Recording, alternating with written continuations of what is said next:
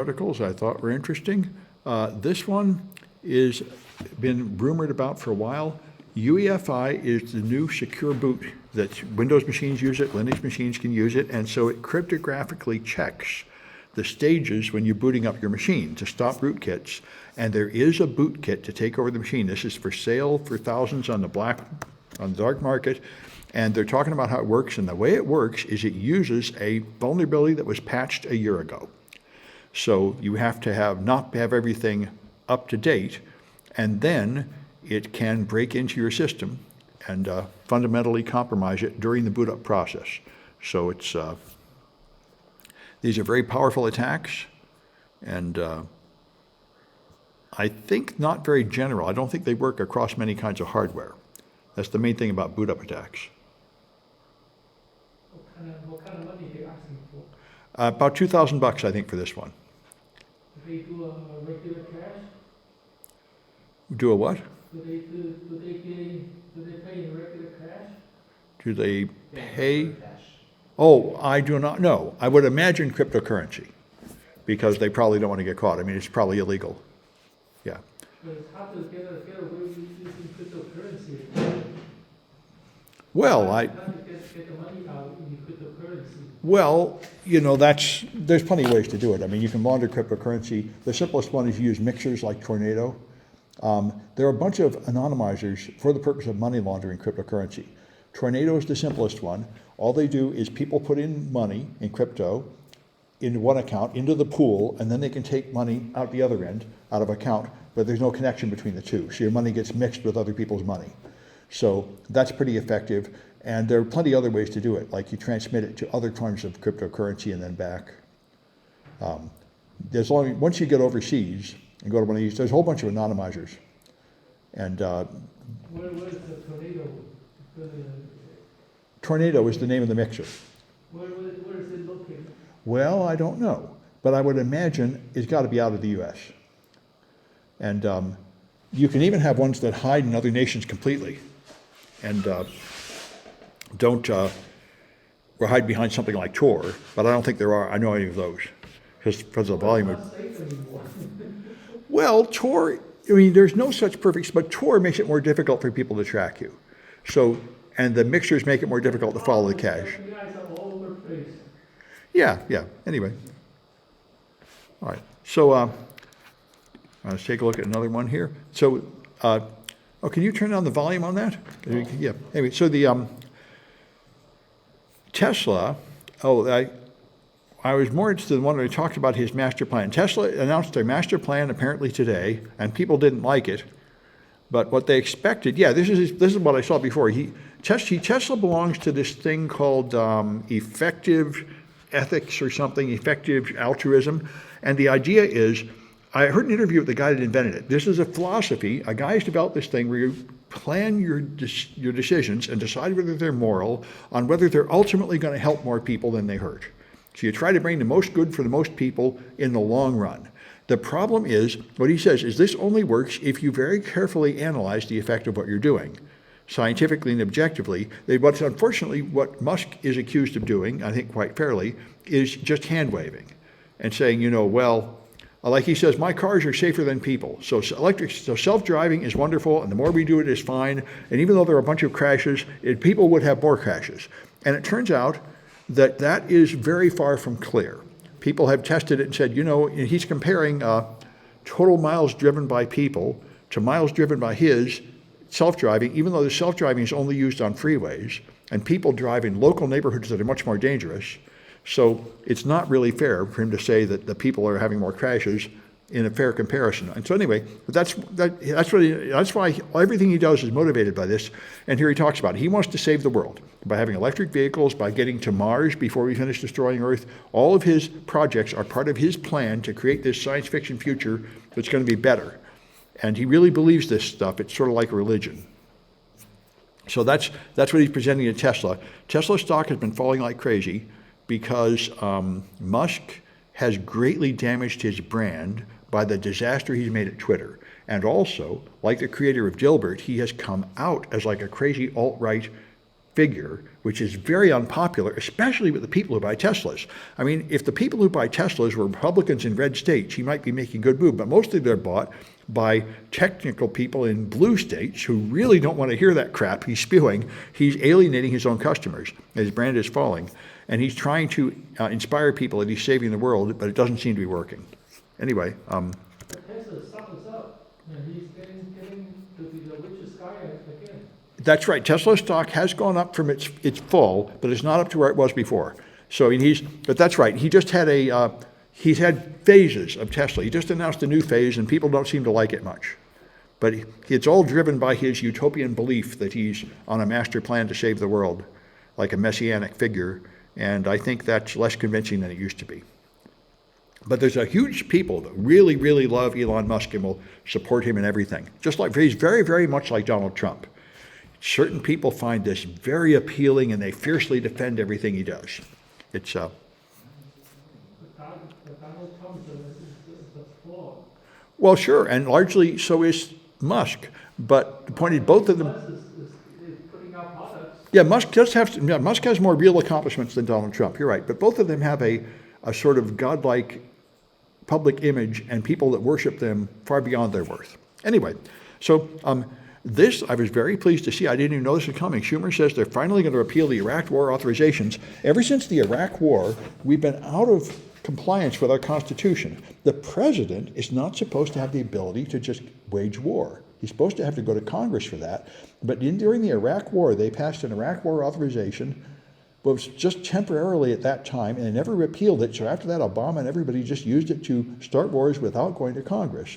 And apparently, they finally are going to stop that, which I think would be a really good thing. I've been hearing people complain about it for 20 years, and I didn't know anybody had any interest in fixing it, but Schumer says they got bipartisan agreement to end it, which I think would be a great thing for us to do. And this is amazing to me. I mean, Biden, about 6 months ago, Biden and Pelosi all said, we cannot forgive the student loans because that's impossible. It's unconstitutional because the president does not have that power. Only Congress has the power of the purse, and that amounts to spending a whole pile of money, and we can't spend that money. And then about 2 or 3 months ago, Biden said, I'm just going to end the student loans, forgive them all. And I said, how are you going to do that? It's obviously illegal. He said, well, so they tried to get in, and the original thought was that they would get it past the Supreme Court because nobody could have standing to sue. And that seems to have worked. It turned out when they got to the Supreme Court, the Democrats' lawyer was very, very good, and the Republicans' lawyer was very, very bad. So they're winning, which I didn't think they had a prayer of getting this past the Supreme Court, because on the surface of it, it's completely illegal. But they made very strong arguments in court, and their argument is that the president does have the power to make an emergency move to stop things that are going to hurt a lot of people because of a crisis, and they're still basing it on the COVID crisis. There was a special thing called the HEROES Act, which meant the president can do things temporarily because of COVID, and their lawyer was successful in convincing, apparently successful. They haven't finally ruled yet, but the arguments seem to be very much in favor of the Democrats, saying they're because of the HEROES Act and because of COVID, we can now forgive all the student loans based on this emergency authorization. Apparently it's going to work, which I thought it was dead in the water. And, by the way, it's probably a good thing. 70 or 75% of the people that get student loans are in fact very poor. So this probably does amount to primarily a sort of handout to people who really need it. You can argue a lot that this is not really fair at all, because people who didn't go to college at all, for example, don't get it. People who planned their carefully and didn't take a loan don't get it. It's not very brilliant welfare, which really ought to target towards the people that need it. But it does generally help people that need it. And, in politics, you have to kind of take what you can get. So this one, Schneier didn't think much of it, but I finally figured this one out. I was just talking about it in Pulse Security Weekly. Crystal's Kyber is the one that is a new encryption algorithm, and it's approved by the National Institute of Standards, currently recommended to be post-quantum cryptography. All the current public key systems are going to be destroyed by quantum computers if they are ever perfected to where they work. Right now, there are no quantum computers that can crack anything that matters, but the technology is improving, and everyone expects in about 20 years there'll be quantum computers that can crack all the current systems we're using, like RSA and elliptic curve cryptography. all the public key systems. So they've been developing new systems, and the winner is Crystal's Kyber. However, there's a new attack against Crystal's Kyber, and Schneier is a cryptographer, and he pretty much poo-poos it, says this is not important, and I think I understand why. They made an attack, but it doesn't really have anything to do with the mathematics of the cryptographic process. And I think their attack would apply equally well to any other form of cryptography. What they did, it's a side channel attack. So they say, if you can measure the power consumed by the machine during the process of encryption, then they can crack the key. Now, this is a well-known problem, a side channel attack. If you measure the power consumption or the radio emitted or the time it takes to encrypt something in the hardware, you can deduce something about the key. The thing is, there are standard ways to avoid this. There are things like you add a random delay so the time is random and things like that. There are various techniques to use in programming to make a program that is not susceptible to these side channel attacks. But now they're using machine learning to find very subtle correlations. So they take a whole bunch of data of all the power consumed during the process of encryption, and they feed that into a machine learning model that can really measure many points and find a complicated pattern there that a human couldn't find. And with that, they can crack it. And this, I think, is extremely powerful. Like many things, machine learning is really important these days. This means the machine learning means that essentially there is no way to write any code that's immune to side channel attacks. I think that's what it means. You can write code that's constant time, but if somebody had physical access to the hardware, or they can get close enough to pick up the radio, I don't think you could write any code that wouldn't leak out your secrets if you have a machine learning model. So that's the important thing here, is not the attack against Crystal Kyber, but the technique of using machine learning to perform a side channel attack. And I think that's, yeah? What kind of public key algorithm is Crystal? Yeah, this is a public key algorithm. It's the replacement. What kind is it? What is it? Yeah, what kind of the underneath? I think it's lattice. They're all, I think, lattice systems, and the lattice systems are really quite complicated, kind of hard to understand. Is this some kind of mathematical model underneath? Yes.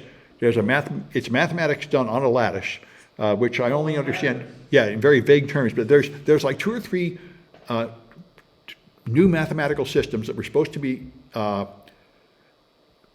able to survive quantum mechanics attacks, quantum computing attacks, and the one I learned about was the previous frontrunner from 5 years ago. I almost got it in my classes, called Learning with Errors, and that was the Google system called the New Hope.